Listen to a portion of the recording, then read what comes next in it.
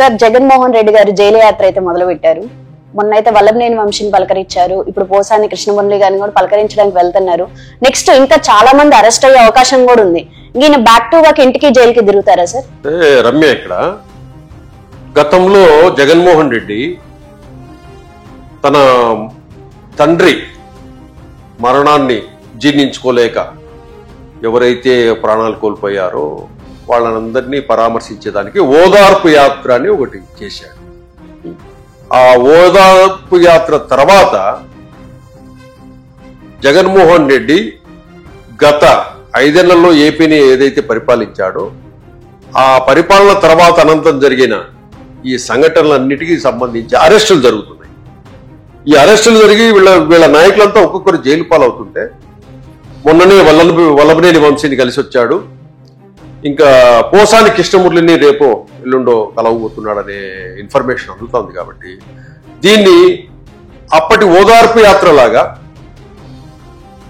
తప్పులు చేసి జైలు పాలైన ఈ వైసీపీ నాయకులందరినీ పరామర్శించేందుకు జగన్మోహన్ రెడ్డి జైలు పరామర్శ యాత్ర అనే పేరు పెట్టచ్చు. వినలేదు.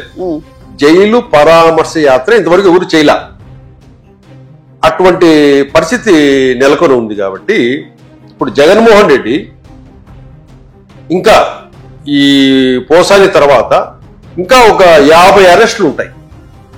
ఎవరైతే గత ప్రభుత్వంలో నోరు పారేసుకొని అన్యాయాలు, అక్రమాలు, దుర్మార్గాలు, దోపిడీలు చేశారో వాళ్ళందరి ఇంకా వరుసగా అరెస్టులు ఉంటాయి.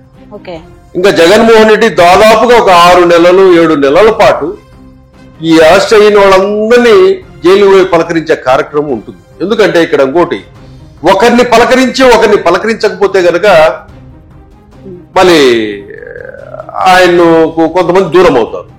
కాబట్టి చచ్చినట్టు ఇప్పుడు అందరినీ పలకరించాల్సిన పరిస్థితి నెలకొంది జగన్మోహన్ రెడ్డి.